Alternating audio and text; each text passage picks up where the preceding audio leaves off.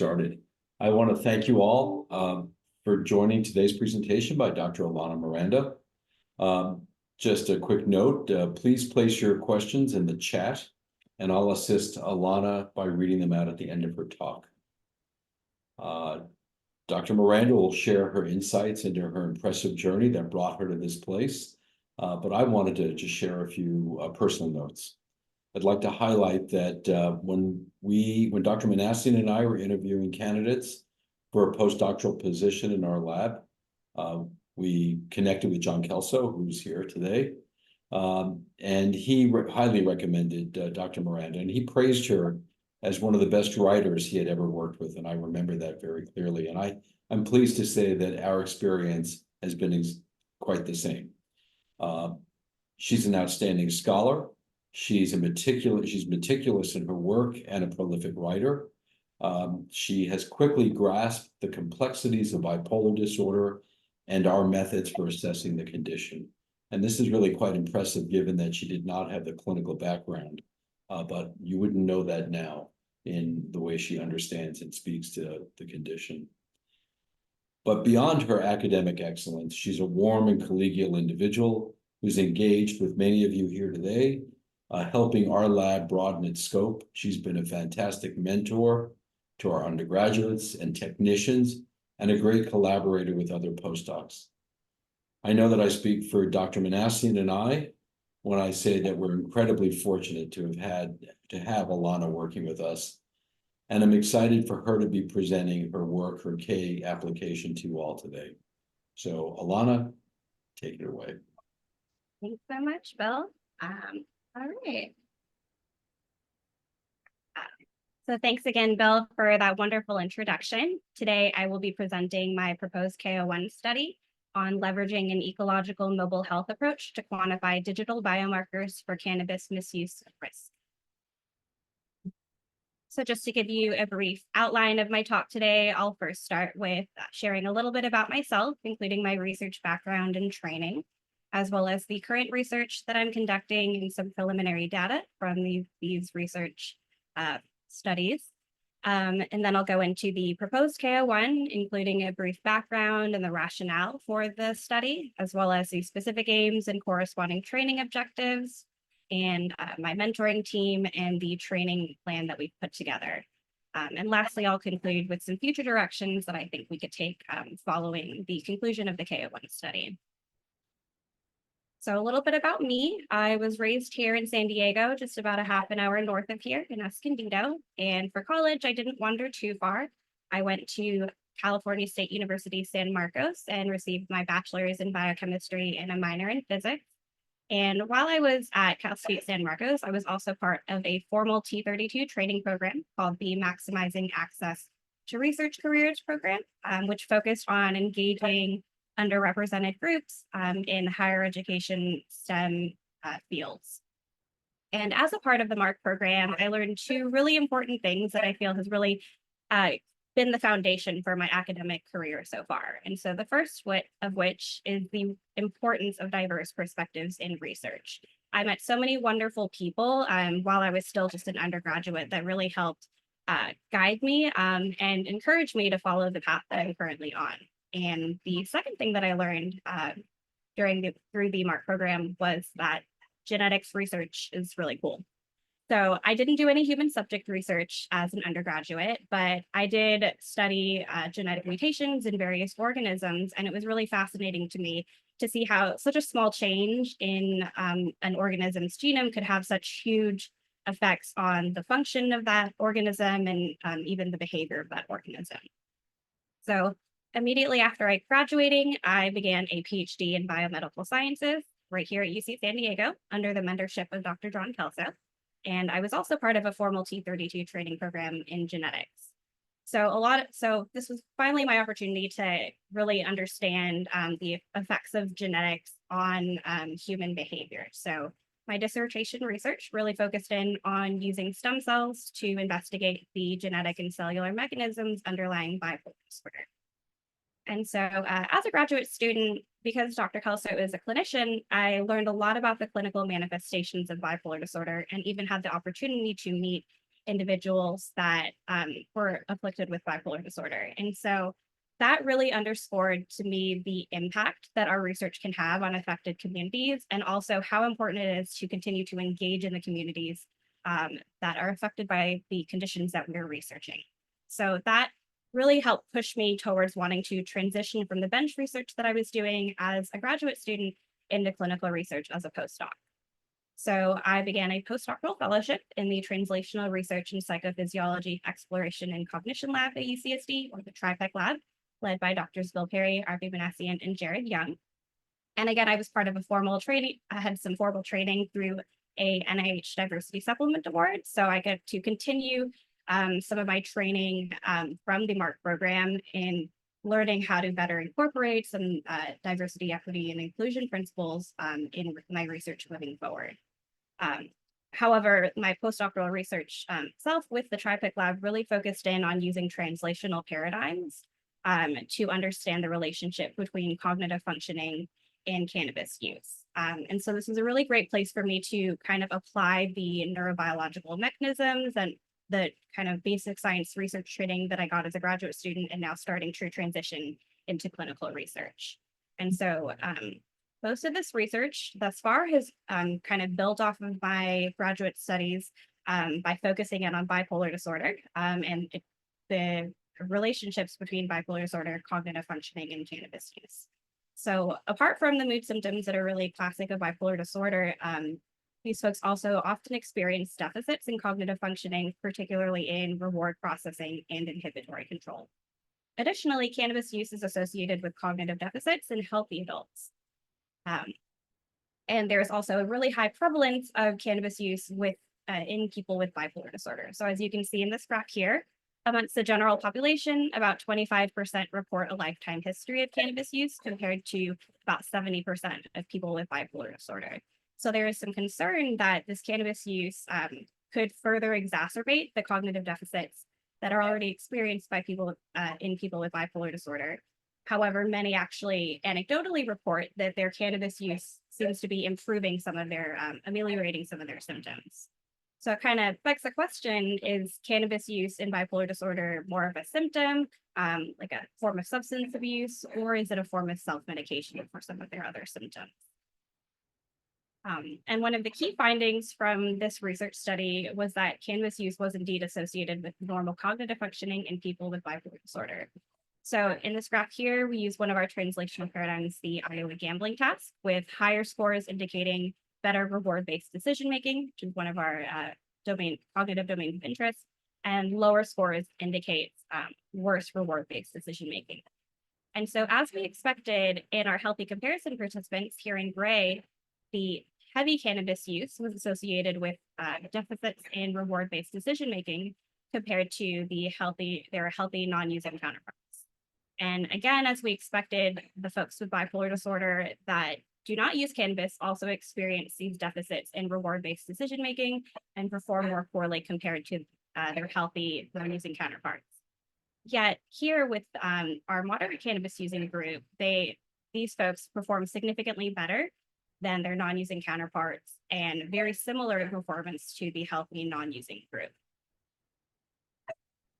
And so this research was really exciting for us. I feel like it kind of really supported that self-medication hypothesis of bipolar disorder.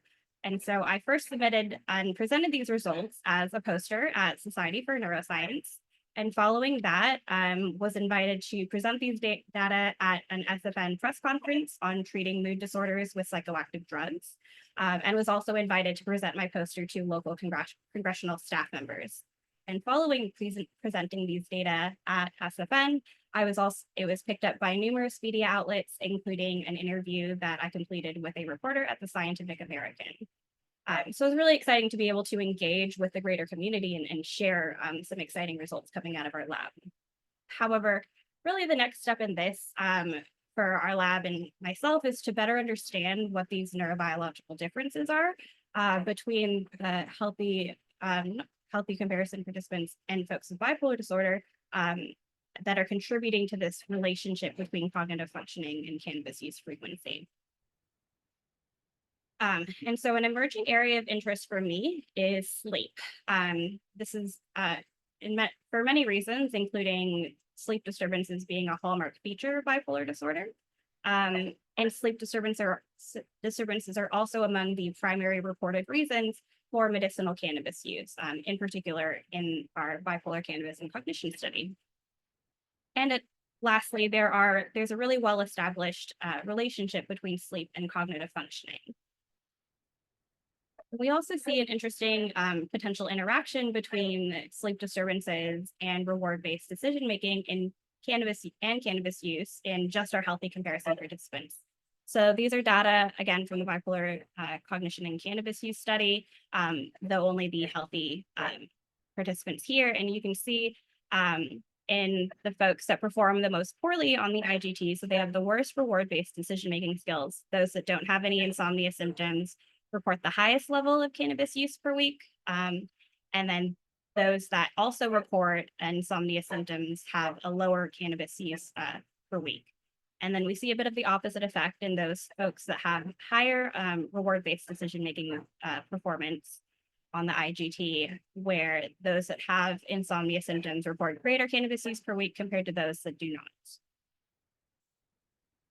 And so one thing that to consider, though, with that study is that it doesn't really get at the directionality of the relationship between sleep and cognitive functioning and cannabis use. However, we have additional data that it gives a little bit more insight into the directionality of the relationship, at least between sleep and circadian rhythm disruptions and cannabis use disorder. So these are data from a collaboration with Dr. Mike McCarthy, using data from the pharmacogenomics of bipolar disorder study.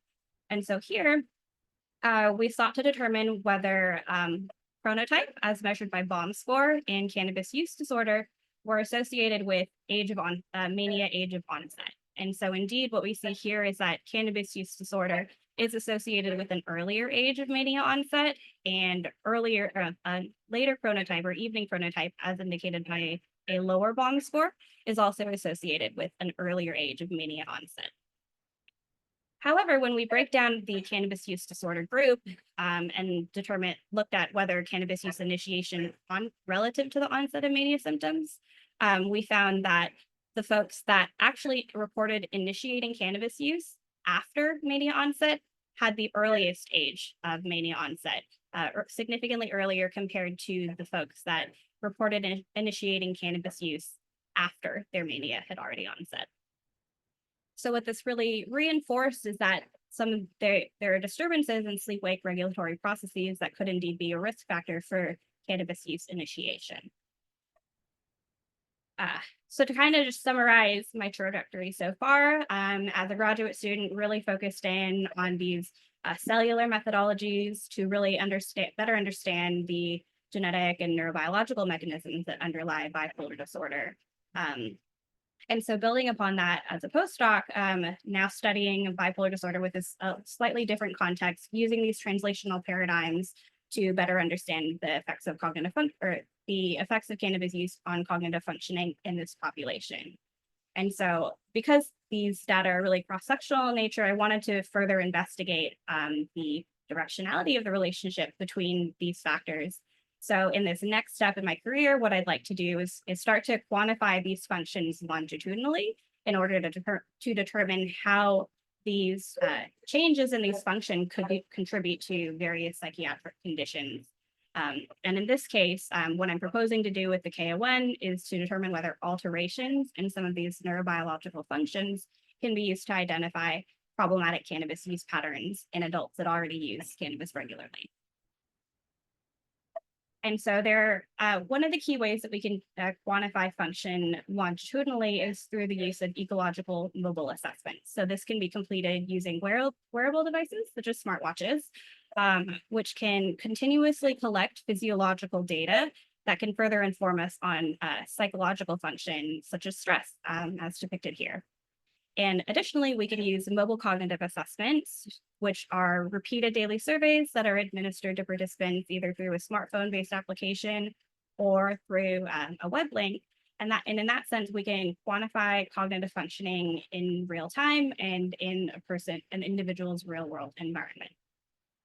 And so in addition to the longitudinal assessment of functioning, these methods also give us some insight onto variability of sleep and cognitive functioning. And this is critical because variability in these domains in particular have been associated with maladaptive behaviors that could contribute to cannabis misuse. So take, for example, this is a hypothetical data where participants are administered 3 mobile cognitive assessments over a 3-day period. And you can see for this first participant, there's very little variability with both within day and across the 3-day period. So this might suggest, so we might hypothesize that this person would be less likely to engage in a more problematic cannabis use pattern. And then for this hypothetical participant, you can see there's a lot of variability across the 3 days, and there's also a lot of variability within days. So we might hypothesize that this participant may be more likely to engage in a more problematic cannabis use pattern. So of course, in addition to quantifying functioning longitudinally, we also need to ensure that we have methods to quantify cannabis use patterns themselves. So these are data from, again, the bipolar cannabis and cognition study, where you can see there's a really wide range of cannabis use patterns within this population. So most of the participants report using 2 to 4 times a day, at least 1 day a week. However, there are also participants here over on the extreme end that report using over 5 times a day, every day of the week. However, a lot of these self-report surveys are really limited by what a participant can recall. So they're asked to retrospectively recall their cannabis use over the past week, the past month, perhaps even past year. And additionally, these are, of course, cross-sectional in nature. So we can implement ecological momentary assessments or EMAs to also assess daily cannabis use patterns. And so the benefit of these measures is that they provide greater accuracy, since participants will be given, again, daily repeated surveys that might ask them something along the lines of, have you used cannabis since the last survey? And so in that sense, participants could only need to recall their cannabis use patterns over the past several hours. And importantly, as demonstrated by Dr. Rayanne Moore's group, these reported cannabis use on the EMAs significantly correlates with some of our self-report measures of cannabis use. And further, because these are repeated surveys, it could potentially be burdensome for participants over the course of several weeks. Dr. Moore's group also demonstrated a really high participant adherence rate or compliance rate for these cannabis use EMAs, where about 90% of the EMAs were completed in this study. So this KO1 proposes to leverage these tools, the wearables, EMAs, and mobile cognitive assessments, in order to quantify digital biomarkers for cannabis misuse risk. So this study has 3 aims. The first aim is really focused in on cognitive functioning. So here I plan to use both traditional in-lab neurocognitive assessments, as well as to complement the mobile cognitive assessments. And I hypothesize that higher baseline cognitive functioning will be associated with lower total cannabis use reported on the EMAs, and greater within day variability on the mobile cognitive assessments will be associated with an increased likelihood of engaging in same day or same night cannabis use. And aim 2 is really focused in on the sleep component of this, so using wearables. And here I have that my main primary outcome of interest will be sleep midpoint, which will be a proxy for kind of overall circadian rhythm and chronotype. And here I hypothesize that earlier average sleep midpoint, or more of a morning chronotype, will be associated with lower total cannabis use, and lower variability in midpoint will be associated with a lower frequency of cannabis use. And lastly, aim 3 is really kind of just putting it all together, integrating all of the data from EMAs and wearables and the mobile cognitive assessments and testing this relationship, where I hypothesize that sleep midpoint will significantly moderate the relationship between cognitive functioning and cannabis use frequency. So for this study, I plan to enroll about 70 adult participants, ages ranging from 18 to 50 years old, who report at least once weekly cannabis use in the past 90 days, though with the goal of, again, getting a really wide breadth of cannabis use patterns in this sample.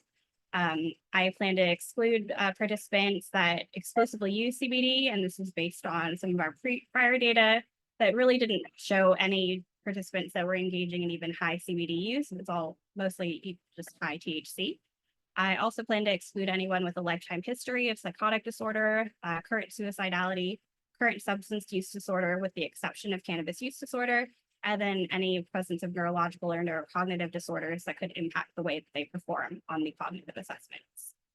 And for the laboratory assessments, I plan on collecting demographic data using the FENX Social Determinants of Health Assessment Toolkit, and then a cannabis use history using the daily sessions, frequency, age of onset, and quantity of cannabis use inventory, which is a survey that actually includes representative depictions of various cannabis use quantities.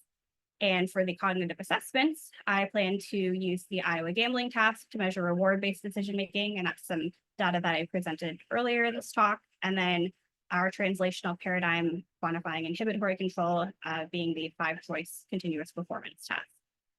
And so here at the bottom is basically a summary of the proposed study protocols, where of course we'll first screen participants for eligibility. And if they consent to participate, they'll be scheduled for the in-person assessment that I just described. And following that, they'll undergo a 4-week home monitoring period in which we will continuously monitor their sleep-wake activity and collect other physiological data using a smartwatch. They will complete 3 times daily EMAs for cannabis use and twice daily mobile cognitive assessments for reward-based decision-making and inhibitory control. And following the 4-week period, that'll be the conclusion of their participation in the study. And so in order to successfully complete the proposed KO1, I've identified 4 key training objectives or training areas that I'll need some additional training in to ensure that I successfully complete the KO1. So and each of these objectives also directly corresponds to a specific aim of the study.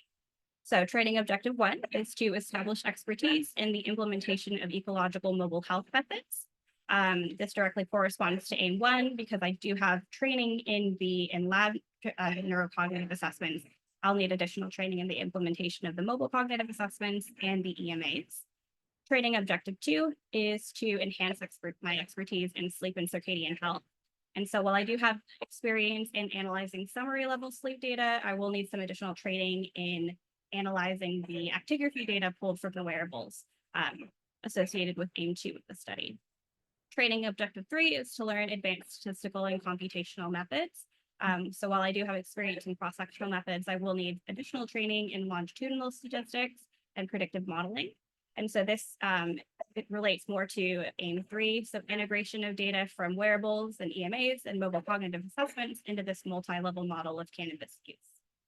And lastly, training objective 4 is to continue to enhance my professional development skills and promote DEI-related principles in research and ensure that I can continue to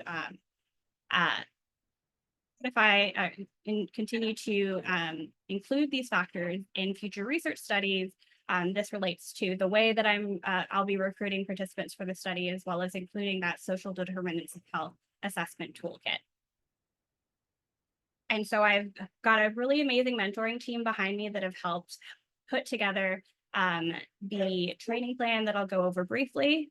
So Dr. Bill Perry, he will be my primary mentor for this KO1. Of course, he's the co-lead PI of the TriPic Lab and my current postdoctoral mentor. And really just an expert in mentoring and neurocognitive assessment.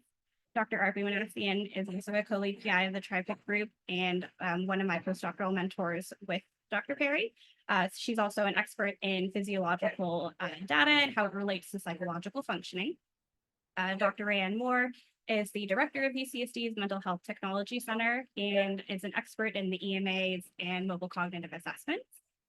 Dr. Jyoti Mitra is the lead PI of the Neural Engineering and Translation Labs. And so her lab has developed a data analysis pipeline that really integrates the wearable data, the mobile cognitive assessments, and EMAs in order to predict mental health behaviors. Dr. Adrienne Soner is a professor of psychiatry at the University of Pittsburgh, and we have an ongoing collaboration with her lab using some of our translational paradigms. And so she has available some data analysis pipelines for analyzing actigraphy data. Dr. David Grillotti is currently a mentor on my diversity supplement and the medical director of the Center for Medicinal Cannabis Research.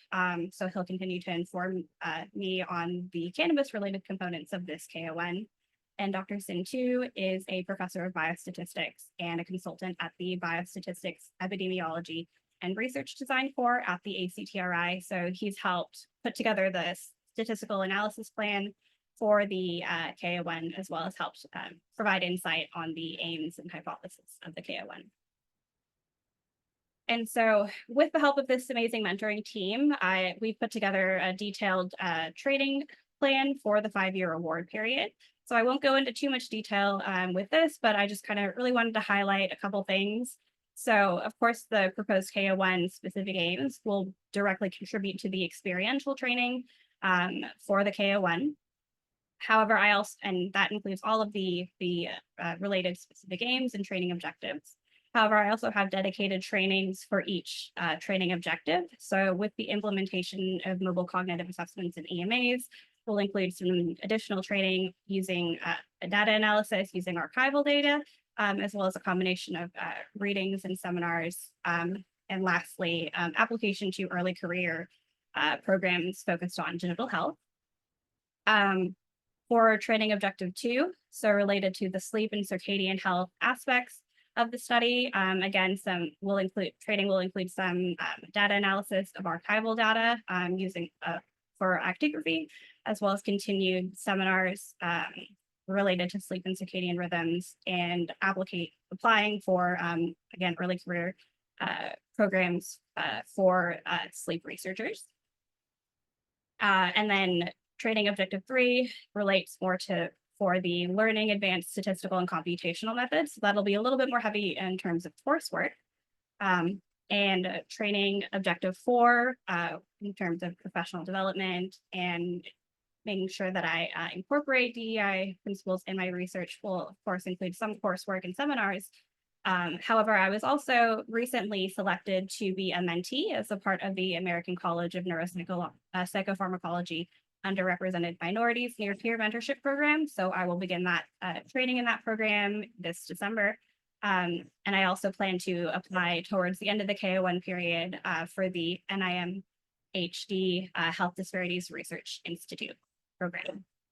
And lastly, to continue to expand my professional network and present the results of the KO1, I plan to attend several conferences over the 5-year award period. So as a postdoc, I've received a lot of training that I feel has really adequately prepared me to conduct the research that I'm proposing in the KO1. And so these are 5 key milestones that I've reached, including training in human subject research and the regulatory processes for cannabis-related research, preparing and submitting manuscripts on cannabis use and cognitive functioning, including a lit review on sleep and cognition and cannabis. I've also attended and presented conferences with direct relevance to the proposed KO1, and I am currently supervising a research project using wearable technology that is supported by my diversity supplement. And so similarly, I've identified 4 key milestones for the KO1 for each objective to ensure that I successfully complete my training in each of these areas. So objective 1, that milestone will be to, again, apply for digital health research programs for early career researchers. Objective 2, related to sleep and circadian health, will be first author manuscript on the analysis of actigraphy data and integrating circadian health and cognition in cannabis use. Objective 3, so learning advanced statistics and computational methods. The milestone there will be completion of formal coursework in machine learning. And lastly, of course, with objective 4, will be to submit an R1 based off of the findings from this KO1. So altogether, I've gained a lot of experience both as a graduate student and a postdoc that have really prepared me to take this next step in my research. However, with the KO1, I will need some additional training in several domains, including, of course, some of the cognitive assessments, actigraphy data analysis, data science methods for predictive modeling, and then longitudinal statistics. However, with both my prior experience and completion of the proposed training plan, in about 5 years, I plan to be an interdisciplinary cannabis research scientist with expertise in digital health technology. So following the 5-year award period, I think that based off of the results of the KO1, there are a number of really exciting directions that I could take this research, including, of course, using machine learning techniques to further identify distinct patterns in neurobiological functioning that can be used to predict cannabis misuse. This is especially relevant for populations such as people with bipolar disorder that are at a higher risk for developing cannabis use disorder. On the flip side, cannabis, of course, also affects some of our health and behavior. So since I'm collecting additional data on other aspects of cannabis use outside of the EMAs, we could perform cluster analyses to determine cannabis use profiles that are associated with specific health and behavioral outcomes. Additionally, we could use some of our translational paradigms to further develop translational studies to investigate some of the specific cellular and genetic mechanisms that underlie cannabis misuse.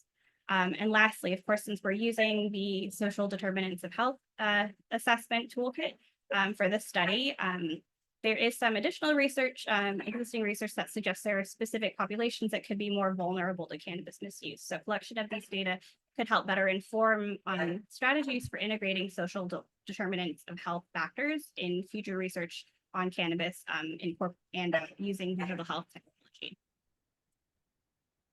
So with that, I wanted to, of course, acknowledge and thank my colleagues in the TriPic Lab that have been a really wonderful source of support and insight into my research and just generally. Of course, a huge thank you as well to all of my collaborators within the Department of Psychiatry. It's just been a real treat to be a part of the department as a graduate student, as a postdoc, and hopefully in the future as a faculty. Yeah, with that, thank you all so much. I'm happy to answer any questions about my research project, my training, my personal life within reason. Thank you all. Thank you, Alannah. That's great. I think Dr. Kelso had a few questions regarding your sample. I wonder if you could look in the chat. Your earlier work, he was asking if the bipolar subjects were euthymic. Yes, yes, and the participants in that study were not in a severe, moderately severe illness stage, so they were all stable, had a stable. Okay, good. And then in the proposed study, will you be looking at healthy controls as well? The proposed KO1? Yes, isn't that right? Yes, John? yeah. So this is just a population of healthy participants with the idea of kind of generating the overall kind of tools and the pipeline for these analyses that could be further extended to other clinical populations in the future. Yeah, okay, so this is just controls you're studying as part of this. I think I misunderstood or carried some of the previous data into this, but all right, that makes sense. And I think you kind of touched on this in your final slide, but Dr. Manassian was looking to see about, assuming this rich database that you're going to have, what kinds of, without the data present, it's kind of hard to make very targeted recommendations, but what kinds of things can you imagine that we'll be able to say that will have clinical relevance to individuals? Yeah, so I did touch on it a bit with regard to kind of applying these methods to people with bipolar disorder because of that high prevalence of cannabis use. I think the idea being here is that if you can capture these changes in functioning in real time and kind of be able to identify if their cannabis use patterns are kind of bordering towards misuse risk. I think there's also an opportunity for using these studies in populations that could be at risk for developing various psychiatric conditions that are have been associated with bipolar disorder. Yeah. Can I ask another? Alannah, it seems like you have, I'm just interested in how you'd approach analysis of the data. Do you see this as primarily, it sounds like you're describing as potentially a predictive tool of who's at risk, but it also kind of addresses issues of causality because you have three factors that really all sort of interact with each other. How are you going to deal with that kind of interaction? If cannabis worsens cognition but improves sleep, which may in turn improve cognition, Yeah, that's a great point. So the hope with the KO1 is I get kind of really sufficient training, particularly in some of these advanced machine learning techniques, that I think have been really powerful in predicting mental health behaviors. So one of the co-mentors on the team, Dr. DOP Mishra, she's published extensively on using some of these methods to kind of parse out differences in functioning measured by the wearables and EMAs and mobile cognitive assessments we can kind of use to predict behaviors over time. That sounds great. This is, I think, a really key point for reviewers. They're going to be all over this point. So I just think your collaborator and your mentor, you guys should really work this out and make sure it's covered sufficiently and defined well enough to, so that another expert would appreciate it. Thank you. Just to follow up on John's comment, I think that's an excellent point, John. I think it's critical that really be fleshed out and very clear. But it also, I think the work that Alannah's been doing and what we've found in our cannabis research is how complex these relationships really are. And how we have to, depart from sort of simple explanations. Cannabis use equals bad cognition, less is better, all of those sorts of simple assumptions have proven to be faulty. And so we're dealing with a very complex condition in a complex world. And that's what this research is hopefully sort of digging into. But you're absolutely right. It has to be, well articulated on how we're going to approach this statistically. Yeah, absolutely. Sounds good. I think there was another comment in the chat. Yeah. Let's see, I'll read it really quick.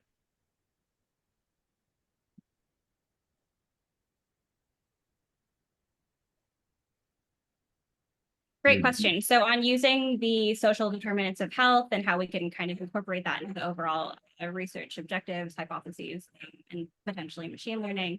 And so I touched on that just a little bit in the future directions. There are a couple studies that have looked at cannabis use patterns like frequency and onset, cannabis use disorder, and looking at kind of like cluster analyses of various socio-demographic factors.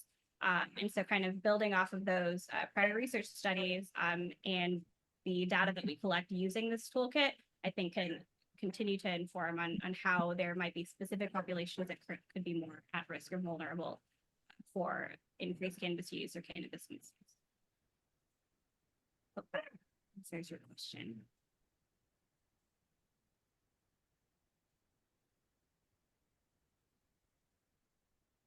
Well, I just have one last question. How are your dogs doing? Oh, can you hear them? Yeah, I thought they would be better, but they're locked at the room screaming at me. So. I think Dave had a question as well. Yeah, David. Dave. Yeah, I wrote it in the chat, but I can just as easily read it out. So I was curious about the aspect of your work, as I understand it anyway, that is going to use EMA to kind of measure cannabis use patterns and then relate those patterns to problems. And I'm just curious what is meant by problems. And of course, you're also using this in healthy comparisons, but healthy persons.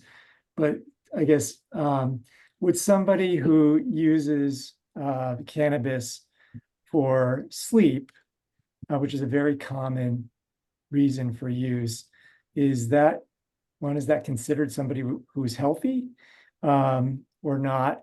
And I would predict that they're going to have more regular use of it. A lot of people will tell me, I only take it at night, helps them go to sleep. Now, there are some people who might use it whenever they get the chance, and that might be more kind of along the lines of kind of recreational use, and I guess might then also yield more problems. But then you have other ways of kind of probably assessing that. And I still don't know necessarily if that's for them a problem. So I guess I'm curious then how, so you might be able to kind of detect, I think this kind of idea of medical use, recreational use, or both use is going to map onto the different kind of patterns that you might observe with EMA.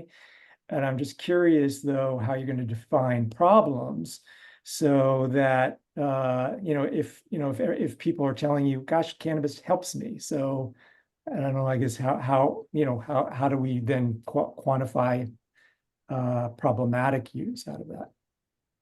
Yeah, great question. So I guess with the way the hypotheses are for the KO1, it's really more about like, are they increasing their use over time? Are they more likely to use within a day based off of based off of the function? So since they are generally healthy, I am not necessarily looking at this point about specific problems. But that's a great point about the medicinal and recreational use. We actually have a McNair scholar in our lab that's presenting some data from the same study on differences between medicinal, recreational, and dual use. I think there's some pretty interesting findings there that could kind of help better inform, further inform the KO1 and how we can really define that. But yeah, the idea here being more so focused on like a healthy using population and then kind of using all of these data to kind of inform what is considered problematic for within a given individual. You know, I think that Dr. Grillotti raises an interesting point, at least for me. And I think Dr. Kelso also sort of touched on this. Maybe the term healthy, because it comes from the notion of healthy comparison subjects, is not the right term. These are non-patients, non-psychiatric patients. We don't know their full medical profiles to say that they're healthy or not healthy, whether they have other conditions. And that will vary dramatically, particularly as we get into, one of the things we've been studying together with Alannah is older population. And as soon as you get into older folks, you tend to have significant comorbidities that they're dealing with. So there may be multiple factors, and that might be a term that we have to be careful about in the application, is that we're dealing not with healthy subjects necessarily, but non-psychiatric patients. Yeah, that was something that was also brought up when I presented to Dr. Soner's lab group last week, kind of like just a practice talk. There were a lot of questions about the exclusion criteria and like whether to be kind of really generalizable and capture and include, various other conditions or be really, really narrow in what I'm assessing. So it's something I'd really like to talk to the mentorship team about how we could better refine that before submission. And maybe some of the colleagues here have some thoughts about that. It's always a delicate balance, right? I mean, you open your aperture and you get many more people that have a variety of conditions, and then you get criticized for that, or you get very narrow and you get criticized for that, about the generalizability of your sample. So I don't know if others have some thoughts about that. Dave? Yeah, so it's interesting. The way you answered the question that I had about like how are you defining problems, it sounds like and this might make sense for NIDA, sounds like where you're driving is toward use disorder type characteristics. And so that's actually, I think, a very clear example. And Meg Haney's work at Columbia actually addresses this, and she's got a lot of very good work that does balance the kind of nuance here that potentially not all cannabis use is bad, but there are real problems when you really cross over into the use disorder criteria. So I know specifically among people with HIV, essentially there's very little impact on their HIV care until you start measuring cannabis use disorder, and those folks might have trouble taking their medication every day. So it does interfere with their lives in different aspects. So if that's where you're going to be focusing, then I think that's actually also really good to kind of nail down in your presentation.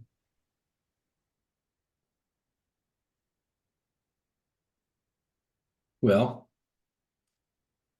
thank you, everyone who's been present today to hear this. And again, our colleagues who will be listening to it on the recording. Dr. Miranda, thank you for this work. Of course, we're also here to support you, and hopefully this gets funded. And it's been a pleasure to see you kind of progress through your training to get to this point. And great job. Thank you so much. Thanks, everyone. Great job, Appreciate you. Alannah.